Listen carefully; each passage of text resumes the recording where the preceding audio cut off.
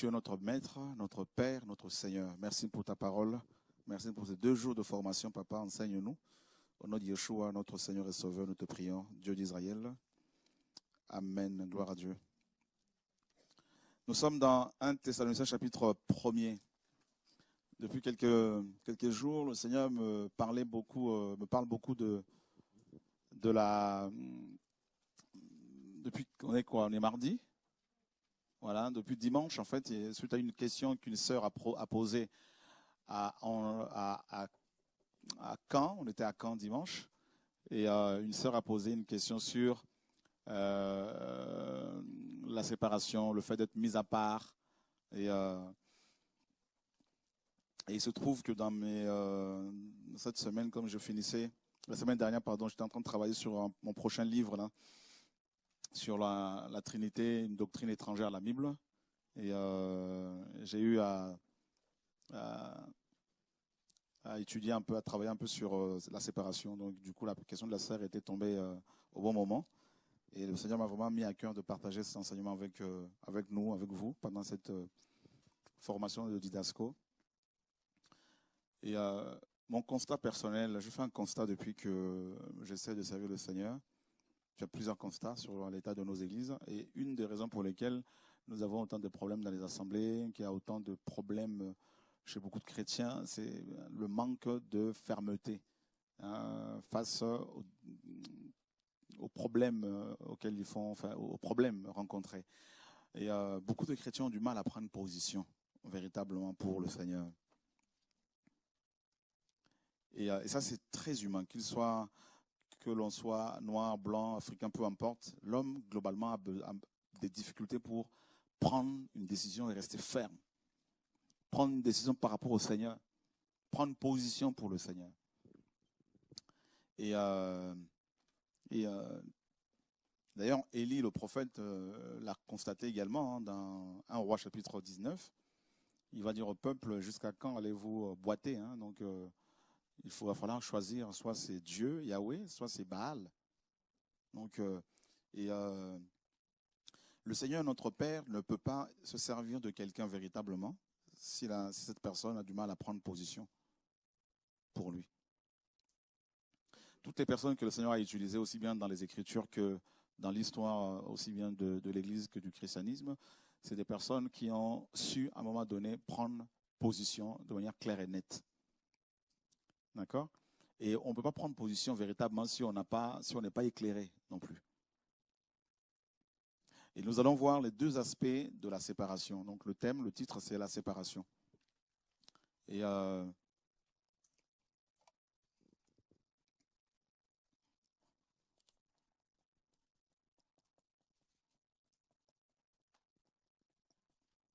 séparation. Donc, est-ce que je peux avoir un feutre noir, David, c'est possible? Parce que le bleu, là, me pose quelques soucis, là. Alors, en fait, le message évangélique est un message qui amène la séparation. De Genèse à Apocalypse, nous voyons des gens séparés, mis à part. Et c'est comme ça que Dieu procède. Jésus a dit dans Matthieu chapitre 10, il dit, je ne suis pas venu pour apporter la paix. C'est ça, non? Mais quoi? L'épée. La paix, l'épée, la paix, l'épée. Voyez, il dit, je suis venu mettre en division.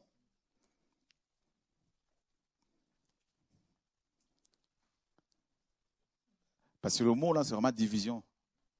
D'autres disent, je suis venu pour séparer. Oui, c'est vrai, mais il faut respecter les mots qui sont utilisés par le Seigneur. C'est la division, mettre en division l'homme avec son enfant et inversement, l'enfant avec son père. L'homme aura pour ennemi ceux de sa propre maison. C'est écrit, non? C'est pas moi qui le dis. Hein? Attention. Et c'est terrible. Donc ça veut dire que celui ou celle, quelqu'un qui reçoit l'évangile doit se préparer à des séparations. Et ça là, humainement parlant, on ne le veut pas. Pourquoi? Parce que nous sommes des êtres sentimentaux. Parce que c'est dur. Et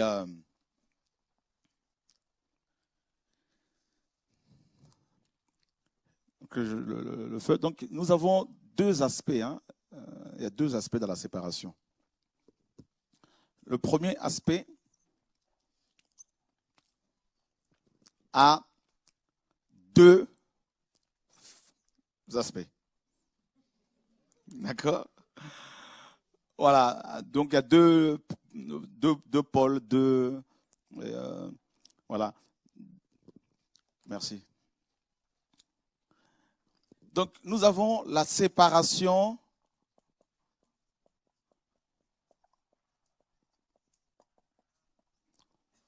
pour Dieu. Séparé pour une œuvre. Séparé par Dieu, pour Dieu. Et alors, ça c'est le premier aspect. Et nous avons deux volets ici. Le premier, c'est la séparation pour Dieu depuis, donc on va dire, avant l'éternité. Avant la formation de l'homme, avant la création de l'homme. D'accord? Et ceux qui n'ont pas de cahier, tu veux une petite... Non, ça va? Ok. Donc, ok, c'est parfait. La séparation est pour Dieu depuis l'éternité, avant que le monde ne soit créé. Et Dieu l'a dit dans Jérémie. On connaît ce passage dans Jérémie 1. On peut le lire?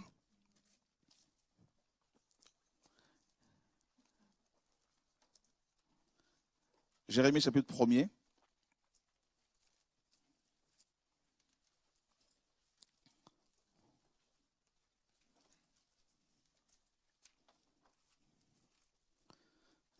Alors, il dit au verset 4, « La parole de Yahweh vint à moi en disant, avant que je t'ai formé dans le ventre de ta mère, je te connaissais, et avant que tu sois sorti de son sein, je t'avais consacré, je t'avais établi prophète pour les nations. » Et ça, c'est le premier volet de la séparation pour Dieu. Et nous avons plusieurs autres passages. Hein. Il y a un autre passage dans Galates, chapitre 1er.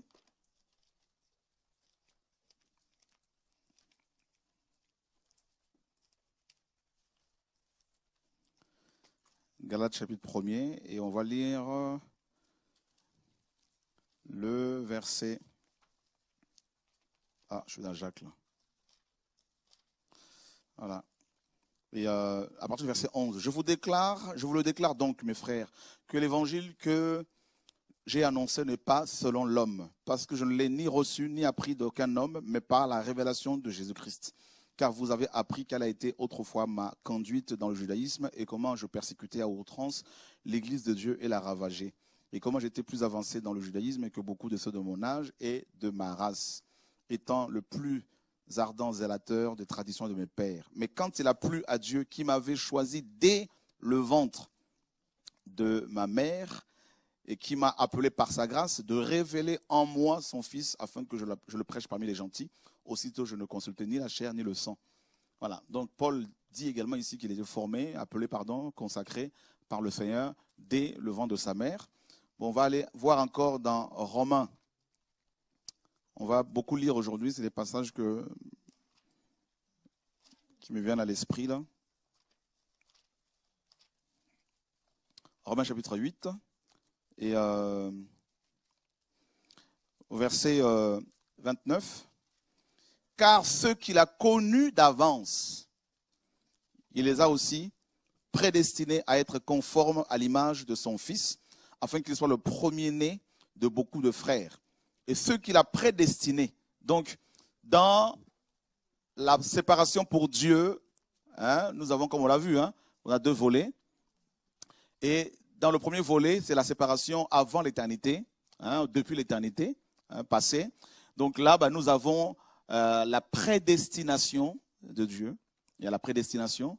Et c'est des gens, des hommes et des femmes que le Seigneur a prédestinés pour sa gloire.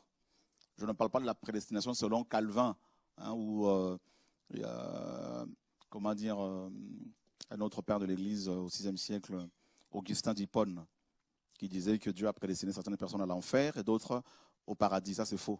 Dieu veut que tout le monde soit sauvé. Quand il a créé Adam et Ève, le Seigneur a prédestiné toute l'humanité au salut. C'était ça son plan. Il voulait que tous les enfants d'Adam et Ève soient sauvés. Amen. Voilà. Donc, parce que c'est un Dieu d'amour. Et donc, vous voyez, dans la séparation pour Dieu, donc le premier volet là, on nous dit que c'est la séparation avant l'éternité, depuis l'éternité passée. Donc là, il y a la prédestination. Donc Dieu t'a connu, Dieu te connaît avant même que le premier ange ne soit créé. Il savait qu'un jour allait venir et une femme serait créée, naîtrait dans tel pays, hein, de tel couple, et cette personne-là, cette femme-là, le servirait, tout ça. Et, donc c'était quelque chose qui était déjà arrêté. D'accord? Voilà. Donc il y a la prédestination dans le premier volet, avant l'éternité, séparé avant l'éternité. Et depuis l'éternité. Et le verset 30 dit, et ceux qu'il a prédestinés, il les a aussi appelés, forcément. Donc il y a d'abord la prédestination, hein, et ensuite l'appel vient. L'appel maintenant c'est quoi? C'est le deuxième volet de la séparation pour Dieu. Le premier volet, c'est la prédestination. Prédestiné. Prédestination. Forcément, hein, c'est avant le temps. Il a connu d'avance. C'est être connu d'avance. Pareil, prédestination, être connu d'avance par Dieu. Jésus dit dans Matthieu 7, 21, 23, plusieurs me diront ce jour-là, n'avons-nous pas prophétisé par ton nom, fait des miracles par ton nom? Il dit, je leur dirai ouvertement, je ne vous ai jamais connus. Donc il y a des gens que Dieu ne connaît pas. Il sait comment ces gens s'appellent, oui. Il sait qui ils sont, bien sûr, il a toutes les informations sur eux, avant même qu'ils ne naissent. Mais il ne le connaît pas comme étant ses enfants à lui. Pourquoi? Parce qu'ils font partie de l'ivraie. Voilà, vous avez des êtres comme vous et moi qui naissent dans le monde, mais ne sont pas de Dieu. Voilà. C'est l'ennemi qui les a plantés. Le Seigneur le dit, la parabole du blé. Ce sont des boucs. Donc Dieu ne le connaît pas comme ses fils et ses filles. Et c'est des gens que l'on côtoie. Et d'ailleurs, la plupart de nos églises sont remplies de livrets. Pour votre information, ça vous le savez déjà. Pasteurs, musiciens, chantres, tout ce que vous voulez. Voilà. Donc c'est des gens que Dieu ne connaît pas. Et donc, la séparation pour Dieu est faite par Dieu lui-même depuis l'éternité passée. Et il y a deux volets dans cette séparation. Le premier, c'est séparation depuis l'éternité passée. Donc, dedans, on voit la prédestination, le fait d'être connu d'avance. D'accord? Alléluia, gloire à Dieu. Ça, c'est des choses que le Seigneur m'enseigne en même temps que vous. Donc, pour vous dire qu'à chaque fois, on n'a pas à se glorifier de quoi que ce soit là. Je n'avais jamais vu les choses comme ça. Et donc, ceux qu'il a prédestinés, il les a aussi appelés. Et ceux qu'il a appelés, il les a aussi justifiés. Donc, on ne peut pas justifier quelqu'un qui n'est pas accusé. Donc, vous voyez bien qu'il faut l'appel maintenant. C'est quoi? L'appel, c'est le deuxième volet. Hein? C'est ça, non? Donc, cette séparation a lieu dans le temporel et temporel. Hein? Cette séparation est temporelle. C'est-à-dire dans le temps présent, le temps humain, et pas depuis l'éternité. Donc il nous a appelés, et là, cet appel, tu l'entends, parce que quand on appelle quelqu'un, forcément tu réponds. Amen. Voilà. Donc, la séparation, donc le premier volet, a eu lieu dans l'éternité. Hein? Prédestination, être connu, tout ça. Et la deuxième séparation se produit maintenant dans le temporel, hein, dans le temps de l'homme.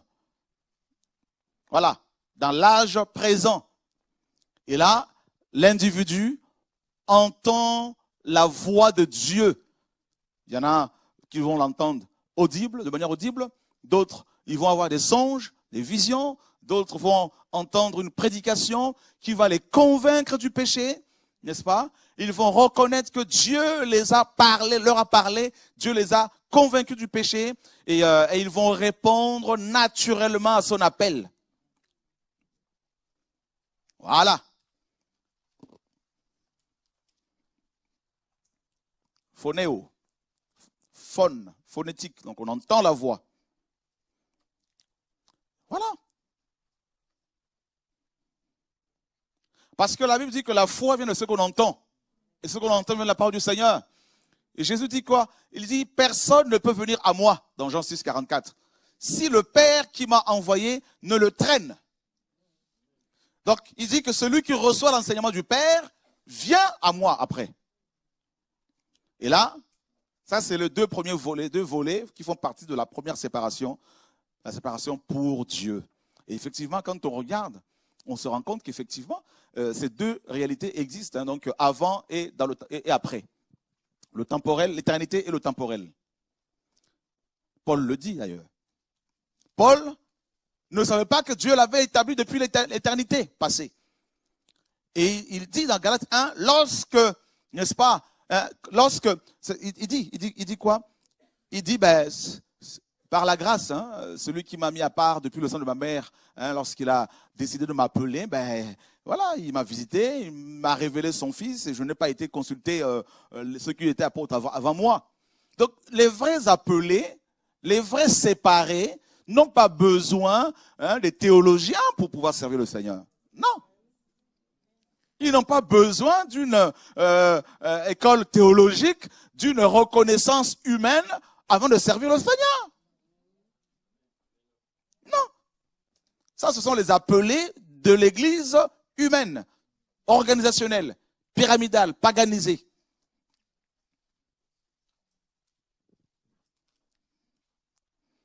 Les vrais appelés, les vrais séparés, comme vous le savez, n'ont pas besoin d'associations, des malfaiteurs, pasteurs, tout ça pour pouvoir exister. Non. Parce qu'ils reçoivent l'ordre depuis le ciel, hein, du ciel. Amen. Voilà. Les vrais séparés n'ont pas besoin d'un coup de main humain. Ne vont pas chercher la collaboration des hommes et des femmes à gauche, à droite. Non. Et là, maintenant, donc le deuxième volet de la séparation a lieu à un moment précis, comme avec Jérémie. Dieu l'avait mis à part depuis l'éternité, il le dit. Depuis le temps passé, avant que ses parents avant qu'il ne soit formé dans le sein de sa mère. Et maintenant, quand le temps de l'appel était arrivé, Dieu va l'appeler. Et Jérémie va douter en disant, mais non, je ne suis qu'un enfant. Comment toi tu peux me dire que tu m'as appelé, que tu m'as établi déjà prophète, alors que je ne prophétise pas encore? Tu vois? Amen. Et les hommes et les femmes que Dieu a séparés depuis l'éternité passée, pour sa gloire, pour lui, quand ils naissent là, toute leur vie, c'est Dieu contrôle tout. Quand tu prends le cas de Moïse, par exemple, lorsqu'il va naître, Pharaon avait décidé de détruire tous les enfants mâles. Ça, c'est le diable qui sentait déjà que la prophétie de la libération de ce peuple, concernant la libération de ce peuple, allait s'accomplir. Donc, il a décidé maintenant de décimer tous les mâles. Et Dieu, parce qu'il avait établi Moïse avant l'éternité, il avait déjà établi. Maintenant, il fallait que le temporel soit là pour que l'appel soit matérialisé. Le temps de l'appel. Eh bien, qu'est-ce qui va se passer à votre avis? Dieu va prendre ce même Moïse. Alors, tout le mal était exécuté. Hein? Dieu va prendre cet enfant-là. Il va maintenant l'amener dans le palais de Pharaon. Dans ce même palais où le décret était signé pour tuer tous les mâles. Et Dieu va obliger Pharaon maintenant à donner du lait à cet enfant-là. à donner la viande à cet enfant-là, à l'aider à grandir pour qu'il puisse le combattre un jour. On acclame le Seigneur Yeshua. Alléluia. Nous avons un Dieu trop fort. Il a aveuglé les magiciens de Pharaon. Pourtant, il prédisait l'avenir, soi-disant. Mais personne n'a vu que cet enfant était dangereux. Ça, c'est notre papa. Nourris-moi cet enfant, Pharaon. Allez, Moïse, un peu d'entrecôte, un peu de viande, un peu de ci, un peu de président, là, je vois un peu de fromage, là, tout ça, là. Hein? Alléluia. Il est dit, voyez, non, Dieu est trop fort. Regardez maintenant Moïse, un jour, il voit ses frères en train de se battre. C'est écrit, hein? Il va pour les séparer. Et il y en a un qui dit, mais attends, mais qui t'a établi sur son nom? Moïse, à cette époque, n'avait pas encore reçu l'appel. Parce que le temps de l'appel n'était pas encore arrivé. Il avait 40 ans. Et Dieu savait qu'il fallait 40 autres années. Vous voyez? Mais les appelés sentent qu'il y a quelque chose. Ceux qui sont mis à part là. Ils sentent. Quand ils naissent, même dans leur famille, les gens disent, toi t'es bien, vous êtes bizarre. Cet enfant-là est bizarre et différent des autres. Alléluia. C'est ça l'appel. C'est ça la séparation. Vous êtes nés 4 dans une famille, mais toi tu es différent. Pourtant tu es païen comme les autres. Tout le monde meurt par la sorcellerie, par la magie, par le vaudou, par je ne sais pas quoi, les accidents, mais toi tu es toujours épargné. Ah oui. C'est le jour où tu vas recevoir l'appel, que Dieu va te dire, tu vois, tel jour là, c'est moi qui t'ai protégé. Tu vas dire, ah d'accord, Seigneur, je t'adore, je t'adore. C'est ça le Seigneur. Amen. Donc, Satan a voulu tuer Moïse, Dieu l'a protégé. Et maintenant, le temps de l'appel, le temps pour Moïse de recevoir l'appel, c'était, Dieu avait décidé depuis l'éternité qu'à l'âge de 80 ans, qu'il allait recevoir l'appel. Et comment? Dieu a utilisé 40 autres années pour débarrasser Moïse de l'Égypte. 40 ans formé, façonné par l'Égypte, 40 ans pour être déformé de l'Égypte. Dépouillé. Il était âgé, il était devenu un bègue, alors que Romains 7 nous dit que, acte 7, que Moïse était puissant en parole et en acte. Il était éloquent, mais 40 ans après, à l'âge de 80 ans, Moïse était tellement brisé qu'il n'arrivait même plus à s'exprimer. Et c'est là que Dieu vient pour le dire à Moïse. Il dit, me voici, et c'est moi Dieu. Ah bon? Comment tu t'appelles? Ben, je m'appelle Je suis. Va et libère mon peuple. Et mais avec quoi? Avec ton bâton là seulement. Vous voyez l'humour du Seigneur. Il envoie quelqu'un libérer à son peuple qui était maté, géré, dirigé par l'armée la plus puissante de l'époque, hein, qui avait des armes sophistiquées de l'époque. Hein, et lui, il arrive avec un bâton. Moïse, avec quoi vas-tu nous libérer? Avec ce bâton-là. C'est ça, le Seigneur l'appelle. Paul, pareil, comme vous le savez. Il y a le temps. Et là, cet appel-là, tu l'entends clairement. Clairement. Dieu ne passe pas par un pasteur, un bishop. Tu l'entends fortement en toi. Tu sens que là, Dieu me coince. Parce que quand il t'appelle comme ça, il te coince en même temps. Regarde Pierre, tout ça là. À un moment donné, quand c'était chaud, le Seigneur dit, et vous? Pierre a dit quoi dans Jean 6? Auprès de qui irions-nous? Si Pierre a dit ça, c'est qu'il a regardé autour de lui. Il a vu qu'il n'y avait personne. Donc, ceux qui sont appelés clairement par le Seigneur, quand bien même il y a la persécution là, même s'ils font un tout petit peu marche arrière là, ils reviennent toujours.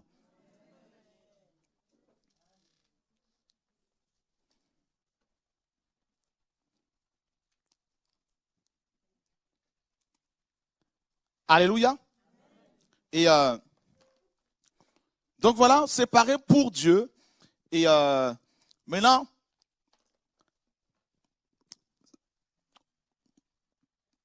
la deuxième séparation,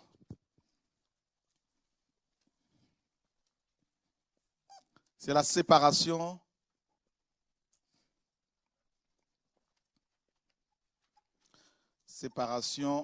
de On se sépare d'eux. On se sépare du péché. On se sépare d'un pays, d'un lieu géographique. On en parlera plus tard, peut-être demain. Peut-être ce soir, on va tout finir, hein, parce que voilà. Et séparé pour Dieu. Donc ça, c'est le service, hein, pour le Seigneur, pour son service. Séparé du péché. On ne peut pas servir Dieu si on n'est pas séparé du péché. D'accord? Donc maintenant, vous avez vu, donc première séparation, la séparation pour Dieu, il y a deux volets, avant l'éternité ou pendant l'éternité passée, et ensuite dans le temporel, dans le temps de l'homme, hein, temps présent, et Dieu va appeler la personne. Donc là, c'est l'appel. Voilà, dans le deuxième volet, hein, donc c'est l'appel. L'appel également, la justification, tout ça. Parce que une fois qu'il t'a appelé, tu vas être combattu. Tu vas être traité de tous les noms. Sorcier, gourou, secte, magicien, donc tout ça. Et Dieu va toujours te justifier parce que c'est lui qui t'a appelé. Voilà, les gens vont croire que c'est fini, ton œuvre est finie, tout ça là. Et Dieu va leur faire comprendre, non, au contraire. Je suis avec la personne. Eux, ils vont échouer, toi, tu vas toujours percer. Voyez? Et il ne s'arrête pas seulement là. Il va aussi te glorifier. Ou simplement t'élever. Bah oui. Il t'appelle pour lui depuis l'éternité. Il attend son temps. Quand le temps arrive, en fait, avant ton appel, dans le temporel, Satan va t'attaquer comme Moïse, comme beaucoup d'autres, mais il ne va pas t'atteindre. Les sorciers vont t'attaquer, tout ça là. Ils vont dire, mais celle-là, elle pêche. Elle ne veut pas, elle est même athée. Mais comment on n'arrive pas à la tuer? Mais c'est parce que le problème, c'est pas toi. Le problème, c'est qu'il y a quelqu'un qui s'appelle Jésus-Christ. Depuis l'éternité passée, il a décidé que tu allais le servir. Amen. Maintenant, il y a la séparation d'eux. La séparation d'eux. Et avant de développer ça, je veux d'abord finir avec la première séparation. Donc, séparer pour Dieu. Ça, c'est une grâce. C'est une grâce, mes amis. Amen. Et Dieu décide lui-même, avec son conseil céleste, il se dit, Jacques, je le mets à part. Tu n'es même pas encore créé. Tu n'existes même pas encore. Satan pas encore créé. Aucun ange. Dieu a déjà tout arrêté, tout planifié. Que tu lui appartiens, séparé pour Dieu. C'est-à-dire tu es son acquisition. Et ça, c'est fort. Hein? Pierre dit dans 1 Pierre 2, 9, il dit, vous êtes le peuple acquis. Vous vous rendez compte? Dieu dit aux Hébreux, à Israël, tu es mon héritage. Mon peuple. Ça veut dire que Dieu te connaît depuis avant que le monde ne soit créé. Tu n'existais pas encore, hein? Mais il a déjà planifié des choses sur ta vie. Tout est déjà planifié, établi, tout ça là. Donc, c'est tout ce que tu vis actuellement là. C'est que la matérialisation de ce que Dieu a déjà arrêté depuis l'éternité passée. C'est-à-dire dans ce projet-là, Satan n'existait pas encore. C'est pour ça qu'il ne peut pas l'arrêter, ce projet.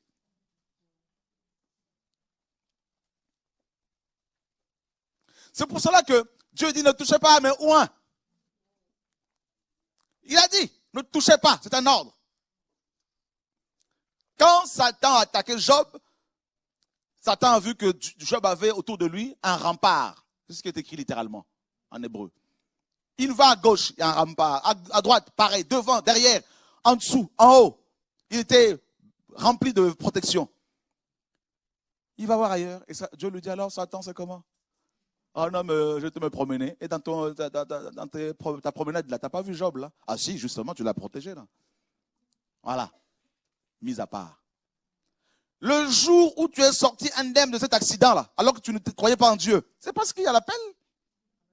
C'est parce que tu as été mis à part. Mais non, honnêtement, qui peut... Dieu t'a mis à part, et il t'a mis à part, ensuite, il a prévu une œuvre pour toi. Tant que cette œuvre n'est pas achevée, tu es immortel. C'est ça qu'il faut comprendre. C'est pour cela que celui qui comprend la séparation pour Dieu ne doit plus trembler quand les médecins lui annoncent des mauvaises nouvelles. Parce qu'on ne rentre pas à la maison tant que la mission n'est pas achevée. Alors pourquoi t'inquiéter? Pourquoi chercher les prophètes pour qu'ils prient pour toi? Alléluia! Est-ce que quelqu'un m'entend aujourd'hui là? Voilà!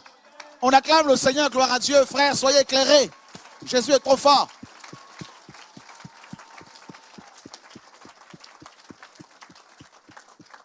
Regardez. Le Seigneur dit aux apôtres, allez dans tel village. Vous allez trouver un anneau qui est attaché là-bas. L'anneau là, c'est toi et moi. Mis à part depuis l'éternité. Son œuvre, c'était quoi? Il devait être le transport de Jésus. C'était ça. L'anneau était mis à part pour transporter Dieu. C'était ça sa mission, un véhicule. C'est pour ça que personne ne devait le toucher. C'est comme toi. Mis à part, ton oncle sorcier ne peut pas te manger.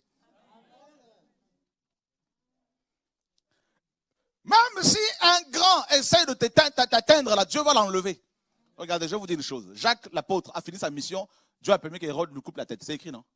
Décapité. Mais Pierre, ce n'était pas le cas. Le même Hérode, roi, prend Pierre en prison. Le jour où il devait être exécuté. Pierre dormait, non? Il n'a pas jeûné, on n'a pas dit qu'il a jeûné, tout ça là, il était fatigué, il dormait, c'est écrit. Ce n'est pas une question de prière ou pas, de jeûne ou pas. C'est une question d'être mis à part par Yeshua, le Maître. Alléluia! On acclame le Seigneur, frère. Jésus est trop fort. Oh Seigneur, éclaire-nous. Satan a créé les églises là, bizarroïdes pour nous tromper. Non, il faut jeûner pour ne pas être touché. Non, qui t'a dit ça? Oh Seigneur, sauve-nous. Pierre ronflait. On nous dit que Pierre n'avait plus de chaussures. Il a mis les sandales de côté, le zèle fini, parti. Pierre, le manteau, la gelée de côté, tout ça là. Mais la parole nous dit, la nuit, Dieu a envoyé un ange. Il rentre comme ça, les soldats qui veillaient sommeil. Le même Dieu qui a endormi Adam là-bas, là, le grand anesthésiste. Il a piqué ce soldat, là, tac, commence à ronfler. Ronflement. Là. L'ange dit, Jacques, t'as fait, hein? Dieu, imaginez, hein, Dieu a dû dire, tu as eu Jacques parce que sa mission était finie. Maintenant, lui, celui-là, là. Je lui ai dit de paître mes brebis. La mission, là. Je l'ai mis à part pour paître. Ce n'est pas encore fini. Qu'est-ce qui s'est passé? La Bible dit Hérode, hein? Un jour comme ça, il sort avec ses habits royaux, tout ça pour se glorifier devant le peuple. Et le peuple a commencé à dire, voix d'un homme, voix d'un Dieu et non d'un homme. Dieu a envoyé le même ange, certainement, là, qui devait attendre que Dieu lui donne l'ordre pour venir exécuter ce monsieur-là. Tac, une gifle, je ne sais pas quoi, là, que le gars a eu, là, il est tombé, rongé par les vers, c'est écrit. C'est parce qu'il a touché Pierre. Il y a des gens qu'on ne doit pas toucher. Frère, tu as été mis à part là pour Dieu. Qui va te toucher là, mes amis là? Sois tranquille. Ne crains pas les mauvaises nouvelles.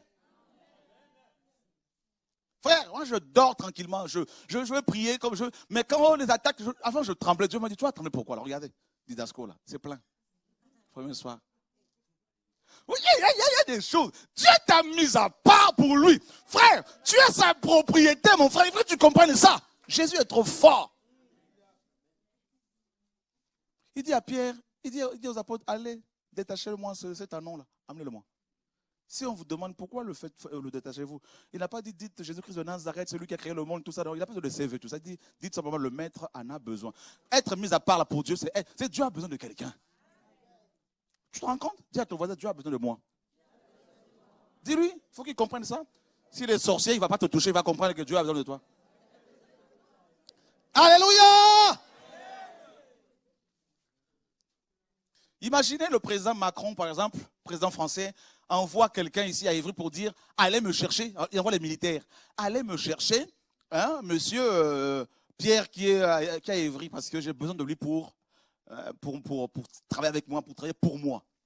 Frère, imaginez un peu là. Ce sont des motards qui vont arriver. Hein? Là, quand c'est comme ça, là, les feux rouges, les feux là n'existent plus. Hein? Les feux de signalisation, ça n'existe plus. Rouge ou noir, là, ça passe. Allez, poussez-vous. Frère, imaginez un peu. Je pense maintenant que toi, le président a besoin de toi. Il a décidé que tu vas travailler pour lui. Dis-moi maintenant, là, quel est ce petit gendarme ou policier municipal, là, tout ça, là, qui va se... Hein, dites-moi un peu, là. Vous voyez un peu, là? Donc, imaginez un peu, là.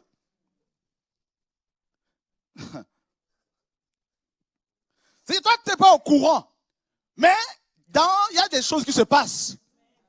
Parce que tu n'as pas encore reçu l'appel. Toi, tu es chez toi, tu galères, tu pleures, il y a des combats, tout ça, là. Mais il y a déjà un décret. Ton nom est déjà écrit quelque part dans le palais là-bas, la présidentielle. Frère, on a déjà. Le contrat est déjà fait.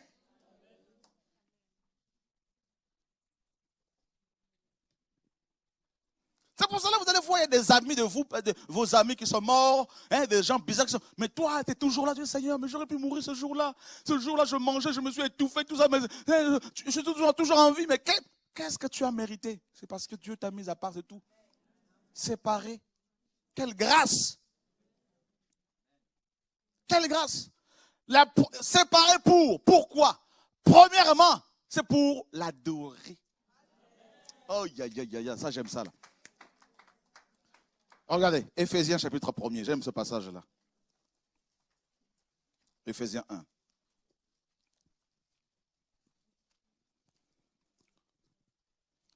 Verset 3. Béni soit Dieu et Père, notre Seigneur Jésus-Christ, qui nous a bénis de toutes sortes de bénédictions spirituelles dans le lieu céleste en Christ, selon qu'il nous a élus. Comment? Avant la fondation. Donc, j'avais même oublié ça là, non, ça c'est avant l'éternité là. La prédestination, être connu, c'est aussi l'élection. Dis à ton voisin, tu as été élu. Frère, quand on entend oh, cette personne est élue, tout ça là, c'est d'abord nous les chrétiens, là, mais l'élection c'est d'abord pour nous les enfants de Dieu. Ah bah oui, je vous dis. Et cette élection c'est pas au suffrage universel. Hein. Ah non, il n'y a pas au vote blanc, vote aussi. Non. Là-bas, cette élection, c'est à 100%. Tu as été élu, hein, à 100%. Par le maître des maîtres. Oh mon Dieu. Vous savez, quand il y a les élections, là, on fiche les, hein, il y a des panneaux, des pancartes, non? Il y a des photos, tout ça là. Eh bien, c'est exactement ce qui s'est passé là. C'est quand Satan passe comme ça, il dit, celui-là, là, il y a quelque chose qui se passe. C'est un élu. L'élection. Donc, il y a la prédestination, être connu, nous sommes élus. Il nous a élus avant la fondation du... Il n'a pas eu besoin du vote de Satan. Il n'a pas consulté Satan. Il n'a pas consulté le pape. Il n'a pas consulté l'apôtre des apôtres. Quand il t'a élu. Oh Seigneur, Yeshua, alléluia, gloire à Dieu, Seigneur, sauve-nous.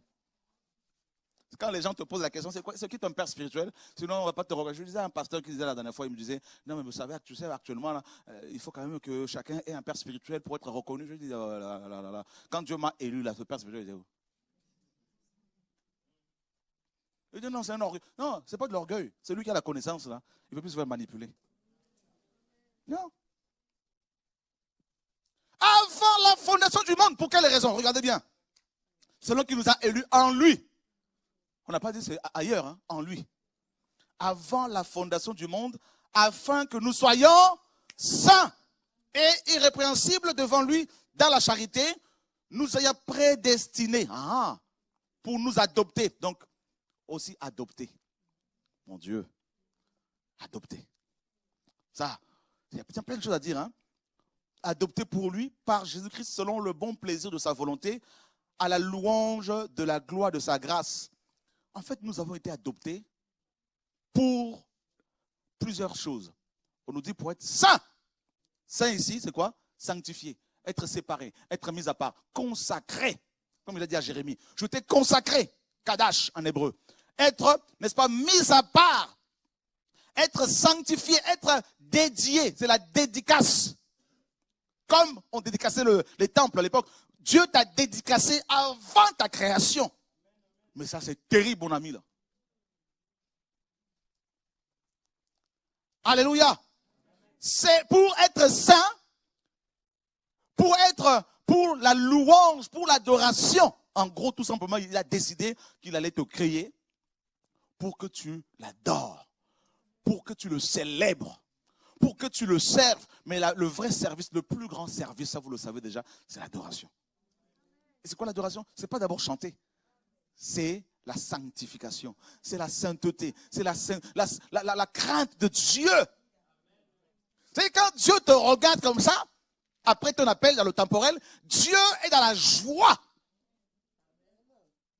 Il y a ces chrétiens-là, quand Dieu le regarde là, il est content. Comme Job, comme Enoch qui a marché avec Dieu au point où Dieu va le reprendre parce qu'il dit non, celui-là là, il est tellement, il m'aime tellement que, parce qu'il a reçu la grâce, tout est grâce. Il dit non, je le reprends. Waouh!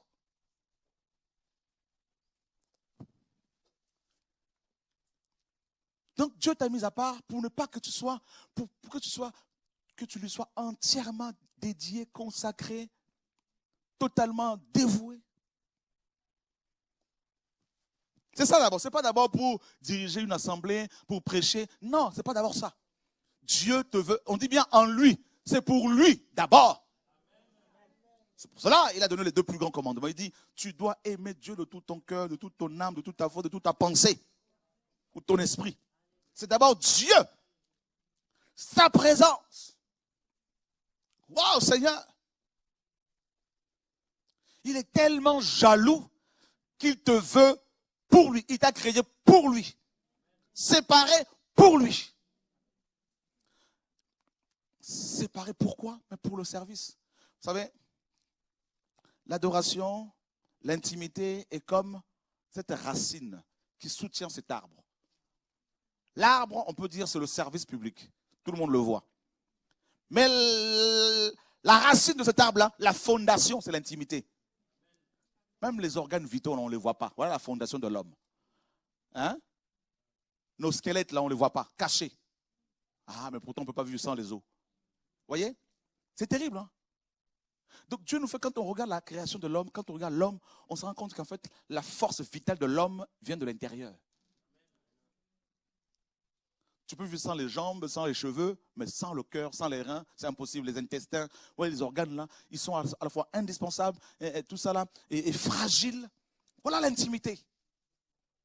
Il y a une fragilité par rapport à l'intimité parce que facilement tu peux sortir de là à cause du mélange, à cause des sentiments. On était à Caen ce dimanche, la manière dont Dieu nous a visités. Une telle gloire de Dieu. C'était, waouh, Seigneur, c'est l'intimité, la présence de Dieu. Il y a un prix. Je vous dis, hein, toutes les personnes qui ont marqué leur génération dans la Bible, qui ont servi Dieu grandement, qui ont servi au dessein de Dieu, en leur génération, en leur temps, Jean-Baptiste, tous ces gens-là, regardez bien. Leur particularité, c'est qu'ils avaient compris qu'ils étaient mis à part pour Dieu, afin d'être sanctifiés, consacrés, dédiés, adorateur.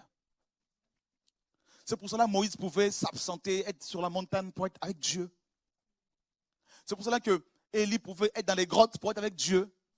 On nous dit dans Hébreux 11, ces hommes et ces femmes qui ont marqué leur génération, ces hommes et ces femmes de foi étaient dans les cavernes, voyez, dans des antres de la terre, des hommes et des femmes dont le monde n'était pas digne, des gens qui étaient séparés.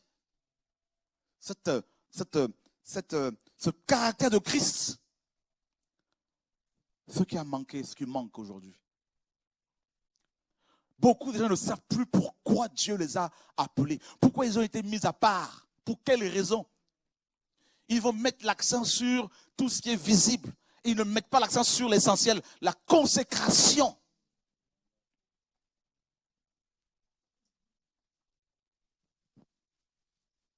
Vous avez vu toute la cérémonie qu'il y avait autour de la consécration dans Lévitique des prêtres, du temple, des ustensiles du temple. Mais parce que Dieu tient compte, Dieu, n'est-ce pas? Tous les objets qui étaient consacrés pour Dieu, consacrés au culte, étaient sacrés. Le roi, voyez, et dans Daniel 5, Dieu a frappé un roi. Hein? Regardez. Daniel 5, Daniel 6. Le roi Belchassar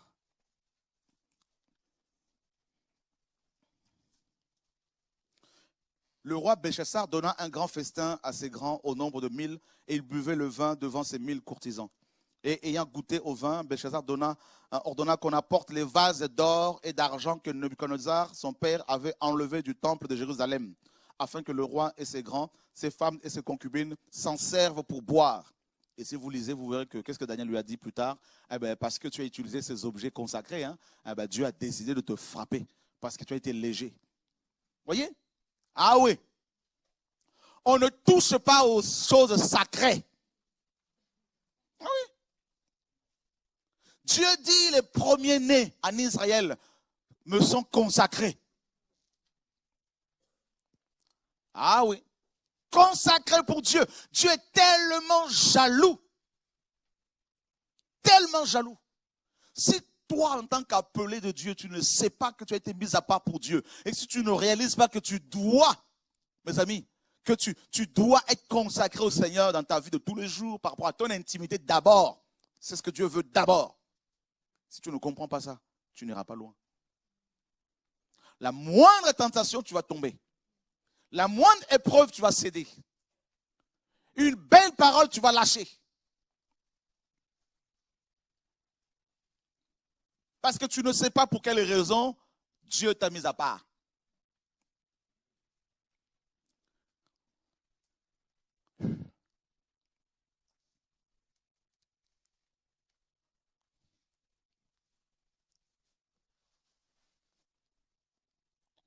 Alléluia. Oh Seigneur. Regardez dans Acte 13.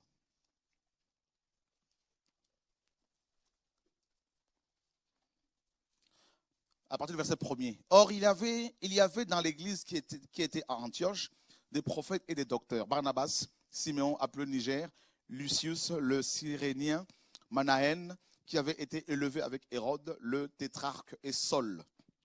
Et tandis qu'ils servaient le Seigneur et jeûnaient, le Saint-Esprit dit, séparez-moi maintenant. J'aime le maintenant là. Voyez? C'est ce qu'il y a aussi dans le grec. Beaucoup de Bibles ne l'ont pas malheureusement traduit. Séparez-moi tout de suite. Séparez-moi maintenant. Saul et Barnabas, pourquoi? Pour l'œuvre à laquelle je les ai appelés. Voilà la séparation. Donc Dieu t'appelle pour son œuvre. Et la plus grande œuvre de Dieu, c'est laquelle à votre avis? Dans Jean 6, on pose la question au Seigneur, que devrions-nous faire? Que devrions-nous faire pour faire l'œuvre du Seigneur? Il dit l'œuvre de Dieu, ce que vous croyez, que vous croyez en celui qu'il a envoyé. C'est ça. L'œuvre de Dieu, c'est que tu aies foi en Yeshua, que tu aies la révélation de Yeshua. C'est pour cela que quand on touche à la divinité de Yeshua, quand les gens disent qu'il n'est pas Dieu, qu'il n'est pas Dieu, qu'il n'est pas le Père, je dis, ils ne connaissent pas le Seigneur. Non. Donc c'est ça la plus grande œuvre. Dieu t'a mis à part pour que tu connaisses personnellement Yeshua, qui est Jésus de Nazareth. Voilà le message. Pourquoi? Parce que tu ne peux pas te séparer d'avec le péché si tu ne connais pas qui est Jésus-Christ. Tu ne peux pas avoir, n'est-ce pas, connaître la deuxième séparation, la séparation de, la séparation du, la séparation des. Tu te sépares du péché, d'un lieu physique, d'un de ton pays, comme Dieu disait à Abraham, quitte ton pays, quitte ta patrie.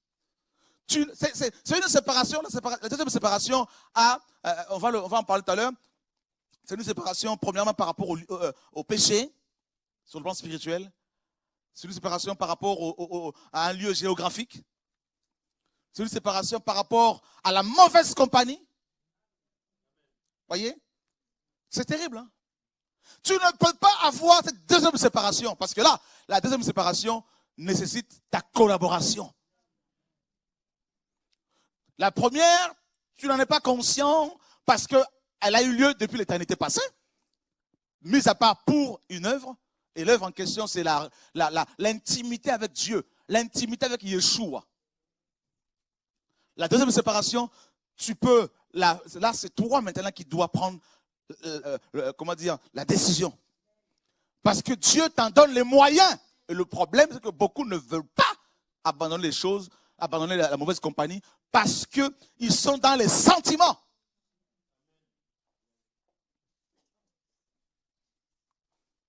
Et ils bloquent ainsi l'œuvre de Dieu dans leur vie. Voyez? Et frère, c'est grave. Dieu dit, mettez-moi à part. Séparez-moi. Séparez pour moi.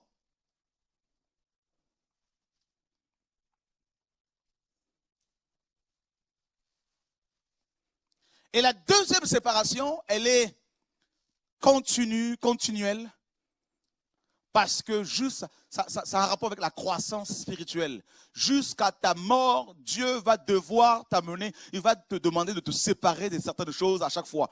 Plus tu vas grandir, plus tu vas devoir lâcher certaines choses. Certains fonctionnements. Voyez? C'est clair. Ils sont partis tous les deux. Paul, Saul et Barnabas. Ils se sont séparés géographiquement, de cette ville d'Antioche. Bah oui. Maintenant, imaginez si Paul avait des attaches, si Paul était charnel.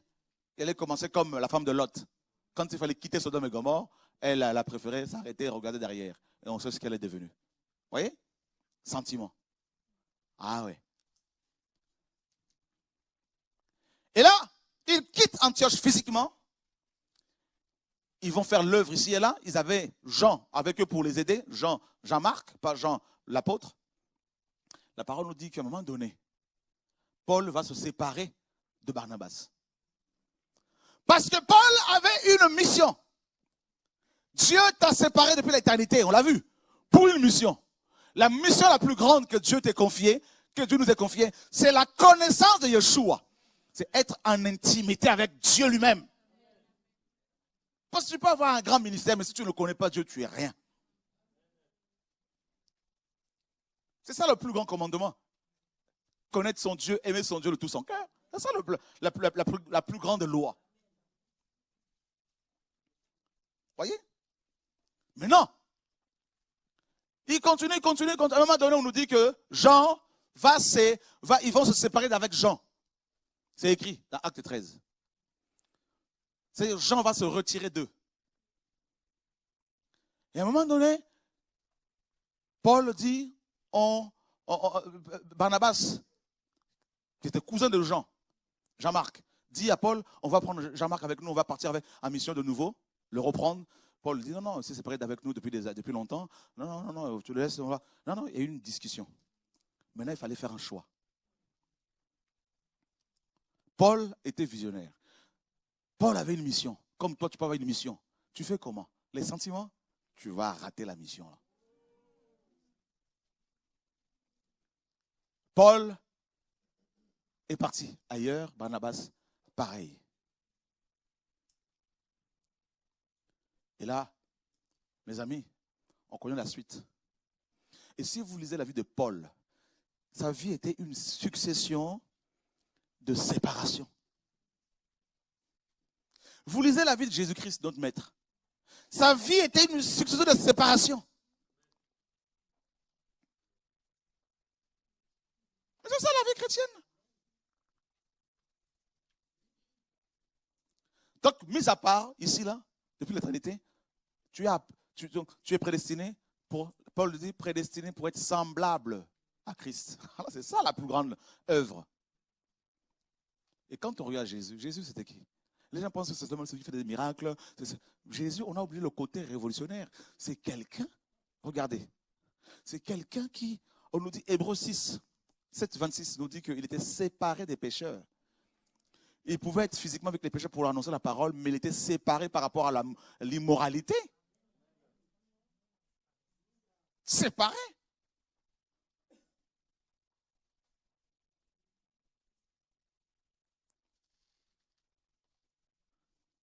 Et là où la lumière arrivait, là, ça a amené la séparation. La première séparation a eu lieu dans Genèse 1. Dieu dit que la lumière arrive, paraisse, la lumière est apparue, et Dieu sépara. Or, nous sommes la lumière du monde. Le Seigneur lui dit dans Matthieu 5, vous êtes la lumière du monde. Vous voyez? Il sépara Badal en hébreu. C'est-à-dire être séparé pour une œuvre précise, pour une œuvre, pour une mission. Dieu sépare la lumière des ténèbres. Et Paul dit, ne portez pas le même joug dans 2 Corinthiens 6 avec les infidèles. Car quel rapport y a-t-il entre la lumière et les ténèbres? Mais c'est écrit, frère. Vous voulez marquer la génération? Le problème, c'est les sentiments qui nous minent. On confond l'amour avec la compromission. On confond la sagesse avec, mes amis, la chair, les passions, les envies charnelles.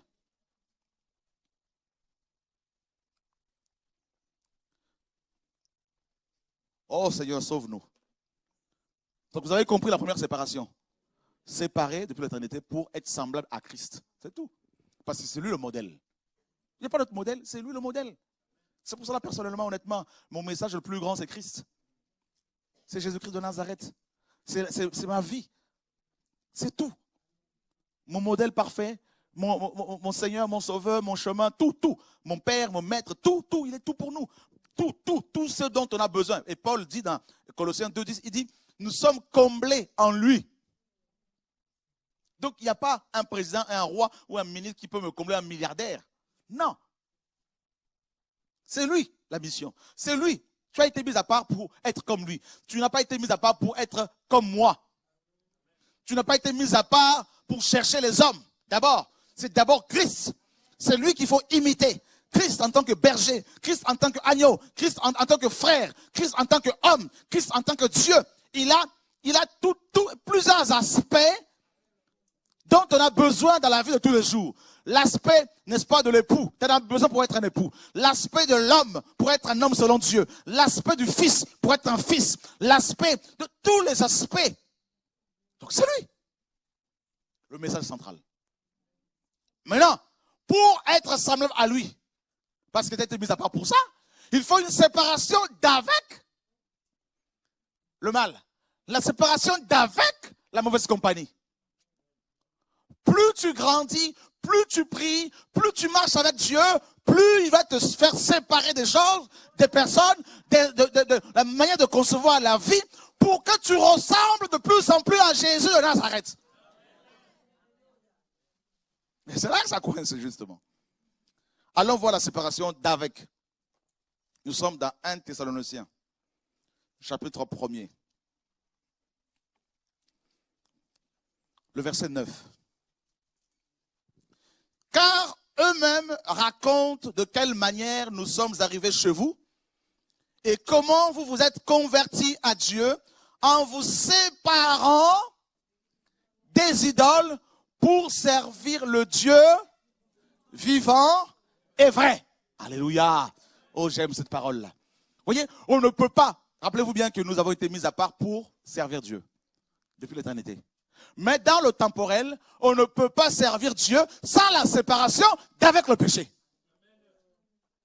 Ah oui. Vous comprenez? Donc il faut d'abord séparer depuis l'éternité. Séparer pour lui, pour Dieu, pour ressembler à Christ. Maintenant, pour que cela se concrétise dans la vie humaine, il faut que Dieu te donne la force. Donc il faut l'appel, la conversion, la naissance d'en haut, la repentance. Et là, il te donne les moyens, la connaissance, la force pour pouvoir maintenant te séparer du péché, de la mauvaise compagnie, du racisme, du tribalisme, du sentimentalisme, te séparer, mes amis, des mauvaises herbes, tout ça là. Donc, c'est à toi maintenant de prendre position.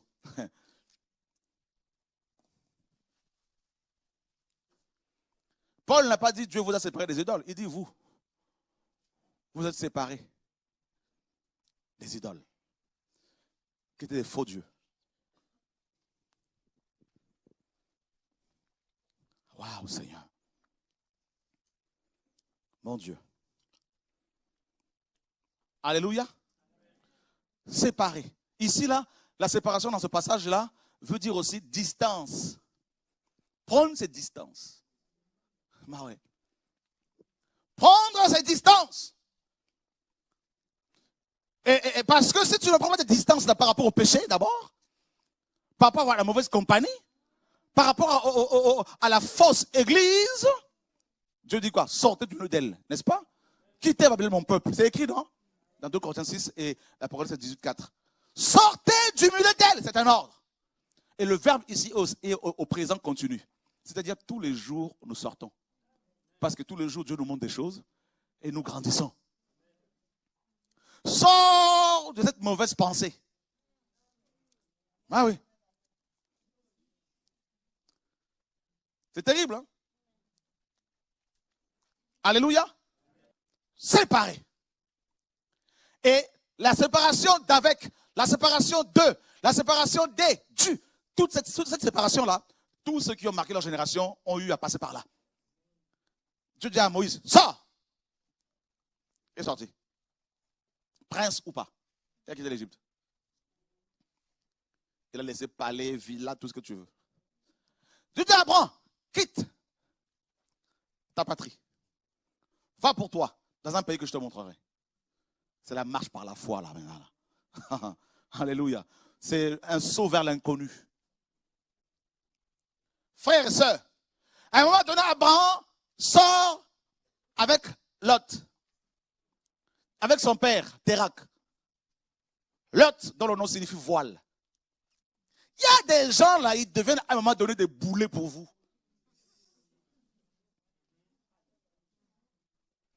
Dieu vous dit, allez à gauche, ils disent non, restons là pour l'instant. On en a connu plein.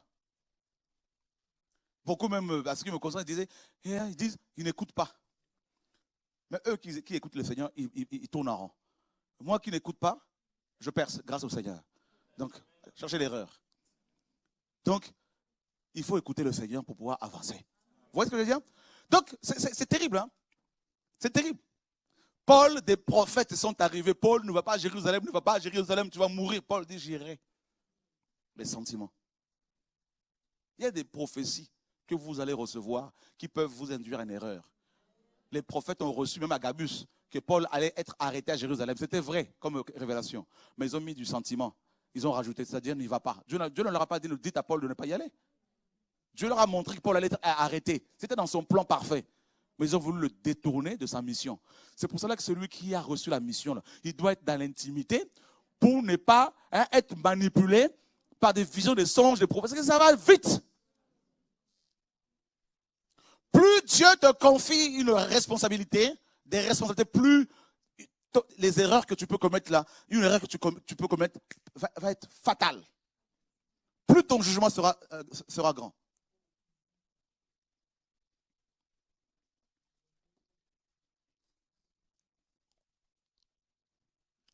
Donc la séparation avec le péché, Dieu te révèle là c'est le péché. Qu'est-ce que tu fais?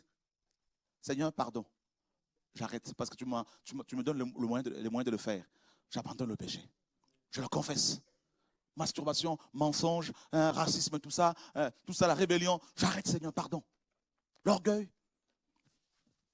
Ensuite, il te montre que cette compagnie-là, cette personne peut t'amener à l'erreur.